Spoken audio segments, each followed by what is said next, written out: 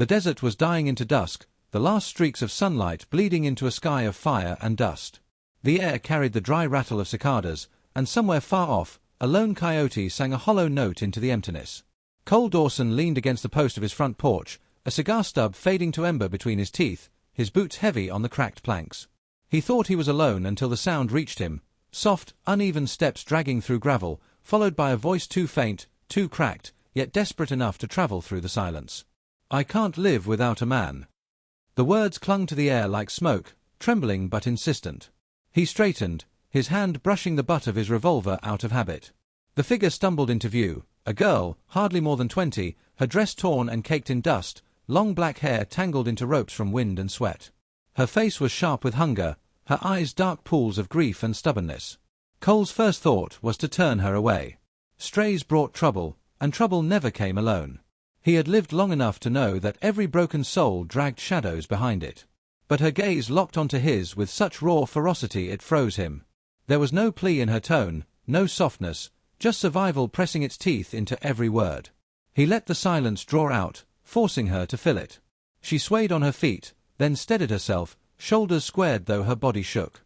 "I've nowhere else," she said. "If you send me off, I'll be dead before dawn." Cole spat the last of the cigar into the dirt. "Plenty die in these parts. Doesn't mean it's my duty to keep them breathing." His voice carried no heat, only the weariness of a man who'd already buried too much. She flinched, then lifted her chin. "I am Apache. My people, gone. Soldiers, raiders, all the same. They burned us out in the night. My family fell with the smoke. I ran until the desert cut my feet bloody. And now I stand here." Her hand trembled at her side, not with weakness, but with the strain of holding everything in place. He studied her, the way her lips tightened as though she dared him to laugh at her pain. Something flickered behind her words, something stubborn, unbroken. She thought herself in need of a man's shelter, but Cole saw what she could not. She had already lived where most men would have crumbled. Still, the memory of loss curled tight in his chest. Years back, he'd held his wife's hand as life drained from her, childbirth stealing both mother and child in one cruel sweep. Since then, the ranch had been a hollow shell, his own heartbeat echoing in its empty rooms. He had learned to live without company, without trust, without tenderness. Letting someone in again felt like striking a match beside old wounds. He looked at the girl and said flatly, "You think you need a man. Truth is, most men around here would use you up faster than the desert sun." Her mouth pressed thin. "Then you are not like them." He didn't answer, only turned and stepped inside, leaving the door half open. The choice was hers. That night, the desert tested them. The howl of coyotes rolled closer, claws scraping against the outer fence. Cole loaded his rifle with the same tired rhythm he always did, expecting her to huddle inside. But when he glanced through the doorway, she was already there on the porch, gripping an old carbine from his rack, shoulders braced. He scowled. "I told you to stay back." She shook her head. "I will not hide." The coyotes moved as shadows, eyes burning low against the brush. Their growls threaded through the wind. Cole fired first, the rifle kicked strong against his shoulder. One beast dropped. The others scattered, then regrouped, bolder now, teeth flashing. Aluna fired next, her shot clumsy but fierce. The bullet split the silence, grazing one of the animals. It yelped and fled, the pack melting into the night. For a moment there was only the rasp of breath, the acrid tang of gunpowder, and the low creak of wood beneath their boots. Cole watched her lower the rifle, her hands still trembling yet refusing to let go. She turned to him, her chest rising fast, eyes burning not with fear but with defiance. "You see," she said, voice sharp. "Not helpless."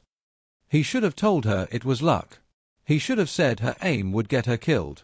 Instead, against his will, he felt the corner of his mouth twitch, the ghost of something he hadn't allowed himself in years. When dawn bled into the desert, the girl stood at the fence line, staring into the horizon. The sun painted her in gold and red, the wind teasing strands of hair across her face. Cole stepped beside her, wordless, until he saw what had fixed her eyes wide. Dust curled upward in the distance, rolling closer, too thick, too heavy to be wind alone. Riders. He tasted iron in his mouth, the familiar bitterness of old battles. Raiders meant fire, blood, and graves. He glanced at her, and she met his stare without flinching, her hand sliding to the knife at her belt. For the first time, she did not speak of needing a man. For the first time, she looked like someone who might fight beside him, not behind him. The ground trembled faintly under the weight of hooves. Cole turned toward the house, his voice steady, low. "You came to stay. Now prove you belong." Her grip tightened on the knife, and she gave a single nod. The desert swallowed the sound of their breaths, waiting. The riders closed in, shadows against the fire of the rising sun. They were no longer strangers. They were partners in survival. The horizon shook with the thunder of hooves, a storm of dust and menace bearing down upon the ranch. Cole Dawson braced his rifle against the porch rail, the weight of iron steady in his hands. Beside him, Aluna gripped a knife, her eyes narrowing with a calm that belied the fear tightening her shoulders. The riders came fast, shadows splitting from the dust, their shouts cutting through the morning like blades. The first shot cracked the silence, Cole's bullet finding the lead rider's shoulder. The man tumbled from his horse, rolling into the dirt. Chaos followed.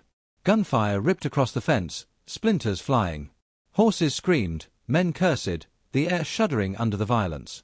Cole fired again, and again, every pull of the trigger measured and merciless.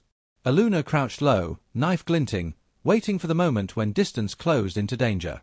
A raider broke through the fence, charging straight at the porch.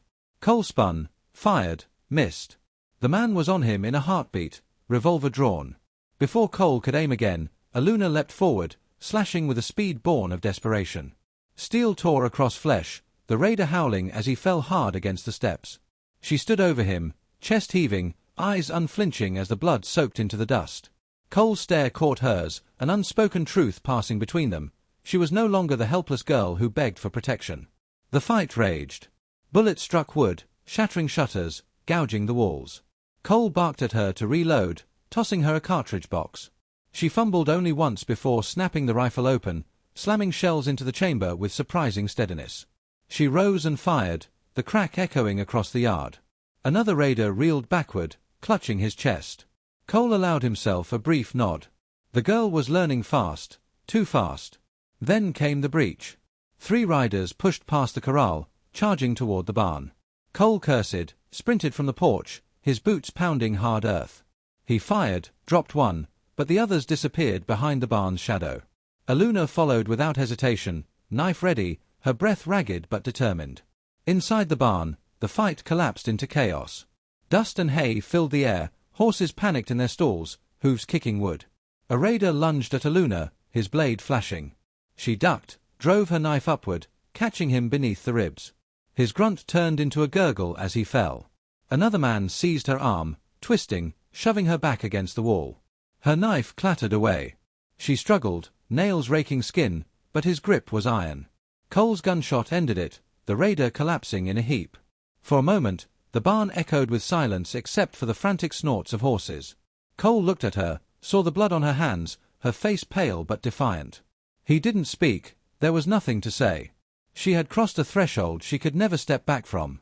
The last of the raiders fled, dragging their wounded into the rising sun.